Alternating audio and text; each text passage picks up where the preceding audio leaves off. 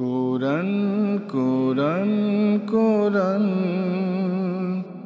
মানুষের মুক্তির জীবন বিধান।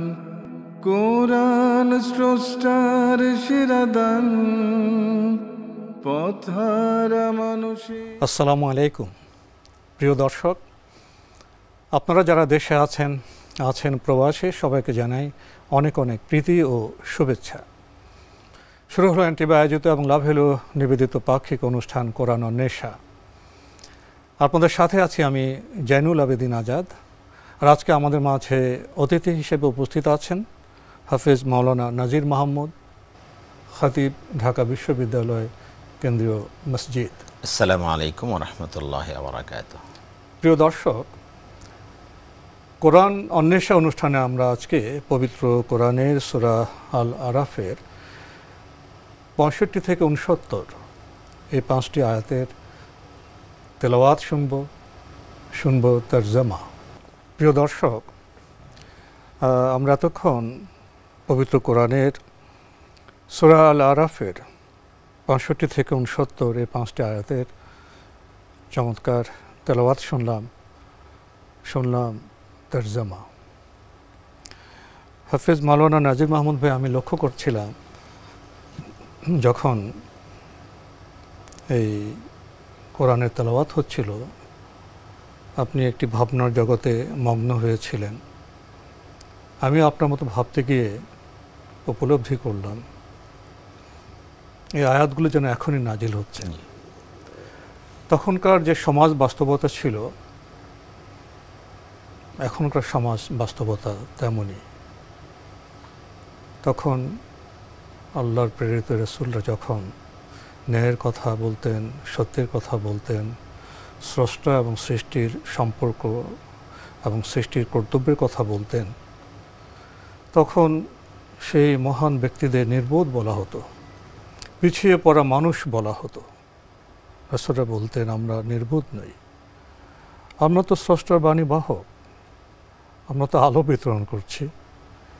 কিন্তু সত্যের সেই মহামানবদের নির্বোধ বলা হতো, তুচ্ছ তাচ্ছিল্য করা হতো, তাদের নির্যাতন করা হতো, সমাজ থেকে বিচ্ছিন্ন করার চেষ্টা করা হতো। এখনও তো বোধহয় আমরা সে চিত্রই লক্ষ্য করছি। তো আমরা আপনার কাছ থেকে ক্রমান্বয়ে এই যে আয়াতগুলো আছে, 5টি আয়াত, এর যে বার্তা, যে কথা, সেগুলো জানার চেষ্টা করব। জি, আলহামদুলিল্লাহ রাব্বিল আলামিন ওয়াসসালাতু ওয়াসসালামু আলা সাইয়্যিদিল মুরসালিন ওয়া আলা আলিহি ওয়া সাহবিহি আজমাইন ওয়া বা'দ। আলহামদুলিল্লাহ, আপনি ভূমিকাতে যে কথা বলেছেন তার রেশ ধরে বলতে চাই যে আসলে কোরআনুল কারীম এমন একটি মুআজিজা, লেটেস্ট এমন একটা কিতাব যে 1400-1450 বছর আগে এটা অবতীর্ণ হয়েছে, কিন্তু এখন যদি আপনি মিলান মনে হবে যে আমাদের জন্য আল্লাহ পাক এই সমাধান এখন অবতীর্ণ করেছেন। পবিত্র কোরআন সবসময় প্রাসঙ্গিক এবং আপনি যদি আরও কিয়ামতের আগ পর্যন্ত মানুষ এটা তেলাওয়াত করবে, তখনও মনে হবে যে আরে আমাদের জন্যই তো এই কথাগুলো বলা হচ্ছে, চির নতুন। এটা হলো মানুষের কথা আর আল্লাহর কথার মধ্যে পার্থক্য। এই কথাটা তো আল্লাহর, আসলে কালামুল্লাহ বলা হয় আল্লাহর কথা। আল্লাহর কথা হলো এরকম যে এটা সমস্ত যুগে আসলে এটা প্রাসঙ্গিক, এটা থাকবে ইনশাআল্লাহ। এটা হলো কোরআনের অলৌকিকত্ব এবং এটা বড় একটা মুআজিজা। আমরা যদি দেখি যে এখানে যেটা বলা হয়েছে ওয়াইলা আদিন আখাহুম হুদা, আদ জাতির কাছে হুদ আলাইহিস সালামকে তাদের নবী করে পাঠানো হলো। এরকম এক এক জাতির কাছে আল্লাহ পাক এক এক সময় নবীদেরকে পাঠিয়েছেন। আল্লাহ পাক বলেছেন ওয়ালাকাদ বাআথনা ফি কুল্লি উম্মাতির রাসূল আন ইবুদুল্লাহ ওয়া ইজতানিবুত তাগুত। আমি সমস্ত কওমের কাছে নবী পাঠিয়েছি, এমন কোনো কওম অতিবাহিত হয় নাই যাদের কাছে নবী আসে নাই। ওয়ালাকাদ বাআথনা ফি কুল্লি উম্মাতির রাসূল আনে আবুদুল্লাহ, তারাই দাওয়াত দিতেন আনে আবুদুল্লাহ, আল্লাহর ইবাদত করো, ওয়াজতানিবুত তাগুত, আর তাগুত যেটা অসত্য, যেটা মিথ্যা, যেটা শয়তানের যে পথ, এটা থেকে তোমরা বিরত থাকো। আসলে নবীদের সেন্ট্রাল মেসেজ ছিল এইটা, সমস্ত নবীদের সেন্ট্রাল মেসেজ এইটা। আমরা যদি দেখি, আমরা সমস্ত নবীদের এটা দেখতে পারি যে তাদের সেন্ট্রাল মেসেজ এটা ছিল। যে এখানে যে বলা হয়েছে যে হুদ আলাইহিস সালাম কি বলছেন, ক্বালা ইয়া কওমি ইবুদুল্লাহ, আল্লাহর ইবাদত করো, মা লাকুম মিন ইলাহিন গায়রু, তিনি ব্যতীত সত্য কোনো ইলাহ নেই। ইলাহ অনেক আছে, তোমরা তার পূজা করতেছো, অর্চনা করতেছো, এগুলো সব মিথ্যা। সত্য ইলাহ একমাত্র আল্লাহ, এই কথা কিন্তু সব নবী বলেছেন। এটাই আমরা বলি লা ইলাহা ইল্লাল্লাহ, এটারই মূল কথা হলো লা ইলাহা। প্রথম অস্বীকার করি নেই কোনো প্রভু আল্লাহ, এক আল্লাহ ছাড়া। হ্যাঁ, এই যে অন্যান্য যত প্রভু আছে, যত প্রভুত্ব আছে, যত মিথ্যা খোদা আছে, সেগুলোকে আমরা অস্বীকার করছি, সবগুলোকে অস্বীকার করা, সবগুলোকে স্বীকার করছি শুধু এক আল্লাহকে। তো এই কথাটা সমস্ত নবীগণ বলেছেন, লা ইলাহা ইল্লাল্লাহ অথবা আনে আবুদুল্লাহ, প্রত্যেক নবী তার কওমকে ডেকে এই কথা বলেছেন। ঠিক একইভাবে বিশ্বনবী মুহাম্মদ রাসূলুল্লাহ সাল্লাল্লাহু আলাইহি ওয়াসাল্লাম ওহী প্রাপ্তির পরে তিনি কুরাইশদেরকে ডাকলেন, আরবদেরকে ডেকে আবু কুবাইস পাহাড়ের উপরে দাঁড়িয়ে বললেন যে আমি যদি এখন বলি যে এই পাহাড়ের অপর প্রান্তে তোমাদের জন্য শত্রু অপেক্ষা করছে, তোমাকে বিশ্বাস করো? হ্যাঁ, আমরা বিশ্বাস করি, কারণ তুমি জীবনে কখনো মিথ্যা কথা আলামিন আলামিন। তখন তিনি দাওয়াত দিলেন লা ইলাহা ইল্লাল্লাহ। সাথে সাথে সবাই ক্ষিপ্ত হয়ে গেল, বিশেষ করে তার আপন চাচা আবু লাহাব। সে বলল তাব্বাল্লাকা ইয়া মুহাম্মদ, এ মুহাম্মদ তুমি ধ্বংস হও। আল্লাহ পাক প্রতি উত্তরে বললেন তাব্বাত ইয়াদা আবি লাহাব, আবু লাহাব ধ্বংস হবে। যাই হোক, সেটা অন্য কথা। তো এই যে সমস্ত নবীদের আজ জাতির মধ্যে সে একই চিত্র আমরা লক্ষ্য করেছি। ওই কওমের মুহাম্মদ সাল্লাল্লাহু আলাইহি ওয়াসাল্লামের কওমের সর্দাররা, তারা যেমন তার প্রতি বিশ্বাস স্থাপন করলো না, বিদ্রুপ করলো, তাকে কবি বলছে, তাকে গণক বলছে, তাকে জাদুকর বলছে, পাগল বলছে। এই দেখেন আজ জাতির এটা হলো ন্যাচারাল, এটা হলো সবসময় এটা হয়ে ক্যারেক্টার। এখনো যারা সত্য কথা বলতেছে তাদেরকে বিভিন্নভাবে কি করা হচ্ছে, ট্রিট করা হচ্ছে। আপনি দেখেন এখানে কি বলছে, ক্বালা ইয়া আফালা তাত্তাকুন, তোমরা কি এরপরে আল্লাহকে ভয় করবে না? তোমরা কি ওর থেকে বেঁচে থাকবে না? এই শিরিক থেকে, আল্লাহর এগেনিস্টে তোমরা যার ইবাদত করতেছো, যাতে শরিক করছো, আফালা তাত্তাকুন, তাকওয়া শব্দটা ওয়াকায়াতুন থেকে এসেছে, এখানে বেঁচে থাকা। তোমরা কি এই অন্যায় থেকে, এরকম এইগুলো থেকে, এই অনাচার থেকে, পাপ থেকে তোমরা বিরত থাকবে না? এরপরে আল্লাহ বলছেন ক্বালাল মালাউল্লাযীনা কাফারু মিন কওমিহি, ওই জাতির যারা নেতৃত্বে ছিল, তারা যারা কুফরি করেছে, যারা অস্বীকার করলো, তারা কি বলল? কি বলছে? ইন্না লানারাকা ফি সাফাহা, আরে আমরা তো তোমাকে বোকাদের নির্বোধ দেখতেছি, তুমি সাফাহা, তুমি কোনো বুদ্ধি নেই, নির্বোধ। অথচ তিনিই হক কথা বলেছেন, তিনিই সত্য কথা বলছেন, তাকে বোকা মানা। তার জবাব তো রাসূল দিলেন। হ্যাঁ, এরপরে বলছেন যে শুধু এটাই বলে ক্ষান্ত হয় না, আরও বলছেন যে ওয়া ইন্না লানাযুন্নুকা মিনাল কাযিবিন, আমরা তোমাকে মিথ্যাবাদী মনে করছি। দেখেন, একজন নবী সবচেয়ে সত্য কথা বলছেন, নির্বোধ বলছে এবং মিথ্যাবাদী বলতেছে, সবচেয়ে সত্য কথাটা তিনি বলছেন। আর তার বিরুদ্ধে এইভাবে সেই কায়েমি স্বার্থবাদী যে কাফেররা ছিল, কায়েমি স্বার্থবাদী যে নেতারা ছিল, নেতৃত্বে যারা ছিল, তারা এটা করেছে। আল্লাহর যে বাণী যদি পালন করে, তাহলে তো কায়েমি স্বার্থ বিনষ্ট হবে, সমাজে তাদের নেতৃত্ব বিনষ্ট হয়। এই কারণেই তারা মানুষের অধিকার প্রতিষ্ঠিত হবে। রাইট, এটা বর্তমানে এই জন্যই তারা আমরা দেখছি, আমরা ঠিক এই জন্যই তারা প্রথম তারাই বাধা দেয়। এবং দেখবেন যারা মাজলুম, যারা নিগৃহীত, যারা নিষ্পেষিত, তারা প্রথম আগায়। আপনার কাছ থেকে শুনছিলাম যারা কায়েমি স্বার্থবাদী সমাজের নেতা, তারা সবসময় নবী রাসূলদের অবজ্ঞা করতেন, তাদেরকে মিথ্যুক বলতেন, নির্বোধ বলতেন। এবং এর প্রতিবাদে, এর জবাবে হুদ আলাইহিস সালাম কি বললেন? চমৎকার। দেখেন, কোনো এখানে মানে বাড়াবাড়ি কিছু নেই এবং তিনি অ্যাগ্রেসিভ হন নেই, তিনি একবারে যথার্থ জবাব। কীভাবে বলছেন?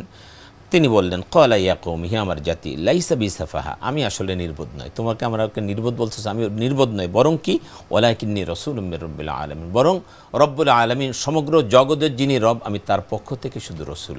সুতরাং এই কথাগুলো বলা, এটা রাসূল, আমি স্রষ্টার বাণী তোমাদের কাছে প্রচার করছি, সেই জন্য উবাল্লিগুকুম রিসালাতি রব্বি, আমি আমার রবের বাণীগুলো তোমাদের কাছে পৌঁছে দিচ্ছি। কেন? ওয়া আনা লাকুম নাসিহুন আমিন। আল্লাহু আকবার বলছে, আমি তোমাদের কল্যাণকামী, আমি তোমাদের হিতাকাঙ্ক্ষী, আমি তোমাদের শুভাকাঙ্ক্ষী, আমি তোমাদের হিতাকাঙ্ক্ষী, আমি তোমাদের কল্যাণকামী, আর আমি বিশ্বস্ত, আমাকে বিশ্বাস করতে পারো। তুমি মিথ্যাবাদী, আমি বিশ্বস্ত, কল্যাণকামী, আমি মিথ্যাবাদী নই, আমি বিশ্বস্ত, আমি তোমাদের কল্যাণকামী, আমি তোমাদের, এই জন্য আমি তোমাদেরকে কথাগুলো বলছি, যাতে তোমরা এই কথাগুলো যদি মেনে নাও, দুনিয়াতে তোমরা সফলকাম হবে, আখিরাতেও তোমরা মুক্তি পেয়ে যাবে। দুনিয়া তো আসলে ক্ষণস্থায়ী, এই ক্ষণস্থায়ী জিন্দেগির উপর নির্ভর করছে আমাদের অনন্ত জিন্দেগির সফলতা অথবা ব্যর্থতা। সুতরাং তোমরা যদি আল্লাহর এই কথাগুলো মেনে নাও, রসুল তোমাদের, যার জন্য যে রসুল প্রেরণ করা হয়েছে, তার কথাগুলো যদি তোমরা মেনে নাও, দুনিয়াতে তোমরা সফল হয়ে যাবে। যেমনিভাবে আমরা দেখি যে আমরা যদি দেখি বিশ্বনবী সাল্লাল্লাহু আলাইহি ওয়াসাল্লাম যখন আসলেন গোটা পৃথিবী অন্ধকারে ডুবে গিয়েছিল, জাহিলি যুগ বলা হতো। কিন্তু সেই মানুষগুলো, ওই জাহিলি যুগের চরম অসভ্য বর্বর মানুষগুলো যখন ইসলামের ছায়াতলে আসলো, আল্লাহর কথাকে মেনে নিলেন, রসুলের আদর্শের উপরে তারা যখন চলে আসলো, পৃথিবী দেশের সবচেয়ে ভালো মানুষ। এখানের মধ্যে বলার মতো একটি বিষয় হলো, যারা সময়ের শাসক ছিলেন সব যুগেই, যারা সময়ের নেতা ছিলেন, তারা একটি কায়েমি স্বার্থ প্রতিষ্ঠা করেছিলেন অবশ্যই, এবং তারা ছিলেন ইহলৌকিকবাদী। রাইট। পরলোকে তাদের তেমন বিশ্বাস ছিল না। যদি পরকালে বিশ্বাস থাকতো, আল্লাহর কাছে জবাবদিহিতার চেতনা থাকতো, তাহলে এই কায়েমি স্বার্থবাদীরা শোষণ, ত্রাসন, জুলুম প্রতিষ্ঠা করতেন না। এই কারণে বোধহয় সব যুগে সব সময় সব নদীর সাথে যারা কায়েমি স্বার্থের ধ্বজাধারী, যারা সে সময় শাসক বা যারা জালেম, তাদের সাথে দ্বন্দ্ব তো অনিবার্য ছিল। এখানেই আপনি যদি এখনও দেখেন, এখন আমরা সেই চিত্রটা দেখতে পাই। একটা কথা এখানে খুব বলে রাখা দরকার, সেটা হলো ইসলাম তিনটি জিনিসের উপর প্রতিষ্ঠিত। এক হলো তাওহীদ, রিসালাত, আর একটা হলো আখিরাত।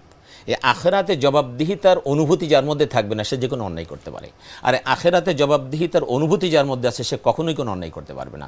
তাকে যদি আপনি মানে একেবারে সমস্ত সুযোগ দেন যে তোমার দুনিয়াতে জবাবদিহিতার কোনো সুযোগ নেই, মানে কোনো সমস্যা নেই, তারপরেও কিন্তু সে অন্যায় করবে না, কারণ সে জানে যে পরকালে। তাহলে আমরা এক বাক্যে বলতে পারি, সব সময় সব যুগে নবী রাসূলদের সাথে কায়েমি স্বার্থের ধ্বজাধারী তথাকথিত নেতাদের দ্বন্দ্বের মূল কারণটা ছিল নবী রাসূলুল্লাহ পরকালে বিশ্বাস ছিলেন, পরলোকে জবাবদিহিতে কথা বলতেন, আর তথাকথিত নেতারা কায়েমি স্বার্থবাদী, ইহলোকবাদী ছিলেন। তারা সবসময় ইহলোককে নিয়ে মগ্ন ছিলেন, এবং তারা মনে করে দ্বন্দ্বের মূল কথা, এটাই আমার জীবন, এই জন্য তারা খাওয়া দাওয়া ফুর্তি করে, ইট ড্রিঙ্কস অ্যান্ড বি মেরি। আপনি দেখেন আমাদের দেশে যা হচ্ছে, আমাদের দেশ থেকে আমরা দেখলাম কিছুদিন আগে, এখন পেপার পত্রিকা খুললে আপনিও বলবেন এটা, যে বিশ্বাস করতে কষ্ট হয় এক একজন কি পরিমাণ টাকা। আসলে পরলোকে যদি বিশ্বাসী হতো, তাহলে তো মানুষের উপর এতটা অত্যাচার করতে পারতো না, দেশের সম্পদ লুট করতে পারতো না। এর মাধ্যমে তো এই জনপদের মানুষকে শোষণ করা হয়েছে, তাদের দরিদ্র করা হয়েছে, তাদের অধিকার বঞ্চিত করা হয়েছে। এরপরে যদি আয়াতে যান, আমাদের এরপরে যেটা সেটা সব যুগে এটাও ছিল, আওয়া আজিবতুম আন জাআকুম যিকরুম মির রাব্বিকুম আলা রাজুলিম মিনকুম, তোমরা কি আশ্চর্য হচ্ছ যে তোমাদের মধ্যে থেকে আমি, আল্লাহ বলছেন যে তোমাদের এক ভাই, আল্লাহ তোমাদের মধ্য থেকে তোমাদের মতন তোমাদের এক ভাইকে নবী করা হলো, এটা তোমরা অবাক হচ্ছ? এটা তোমরা অবাক হচ্ছ? এটা তো অবাক হওয়ার কথা। এটাই হলো যুক্তিযুক্ত। যদি ফেরেশতাদেরকে নবী করে পাঠানো হতো, তখন মানুষ কি বলতো? উনি ফেরেশতা, এই জন্য রোজা পারেন, আমরা পারি না। উনি ফেরেশতা, এই জন্য উনি রাত জেগে নামাজ পড়তে পারেন। উনি ফেরেশতা, এই জন্য এই কাজ করতে পারেন, আমরা পারি না। কিন্তু আল্লাহ পাক বলছেন না, তোমাদের মধ্য থেকেই রসূল এই জন্য পাঠানো হলো যেন উনি যেটা নবী যেহেতু করতে পারছে, তুমি ওটা উনি পারলে তোমরা পারবে। তিনি রোজা রাখতেছেন, তুমিও রোজা রাখতে পারবা। তো এই জন্য তো এটা আশ্চর্য হওয়ার কিছু নেই যে তোমাদের মধ্য থেকে তোমাদের এক ভাইয়ের কাছে আল্লাহর পক্ষ থেকে স্মারক এসেছে, স্মারক জিকির, হ্যাঁ, নসিহা এসেছে তোমাদের কাছে। এটা কেন?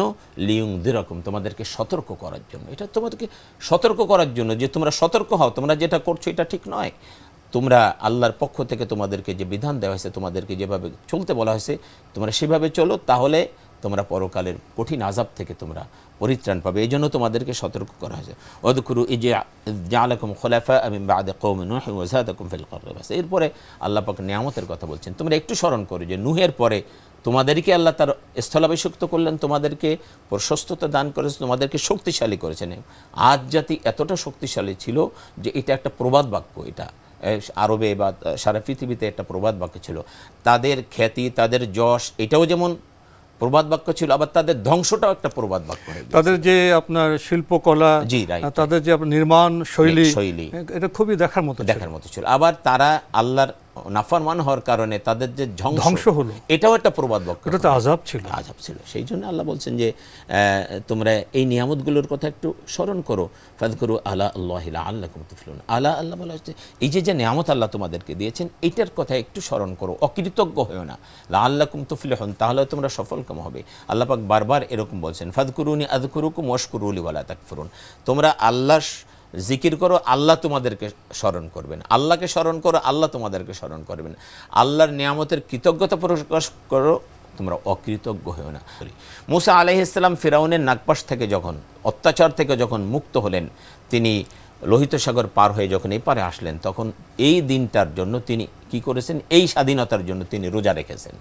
রোজা রেখেছেন। আল্লাহ হাবিব যখন মদিনায় গেলেন তখন দেখলেন যে তারা আশুরার দিনও রোজা রাখে। তো জিজ্ঞেস করেন আশুরার দিনে কেন রোজা রাখো? বলে এই দিনে আল্লাহ পাক মুসা আলাইহিস সালাম এবং তার কওমকে নাজাত দিয়েছিলেন, মুক্তি দিয়েছিলেন, স্বাধীনতা দিয়েছিলেন, আর ফিরাউনকে আল্লাহ পাক পানিতে ডুবাই মেরেছে। এই জন্য মুসা আলাইহিস সালাম শুকরিয়াতান রোজা রাখতেন, আমার রোজা রাখে। বিশ্বনবী সাল্লাল্লাহু আলাইহি ওয়াসাল্লাম বললেন যে মুসা আলাইহিস সালামের সাথে আমার সাথে সম্পর্ক বেশি তোমাদের চেয়ে, আমিও রোজা রাখবো।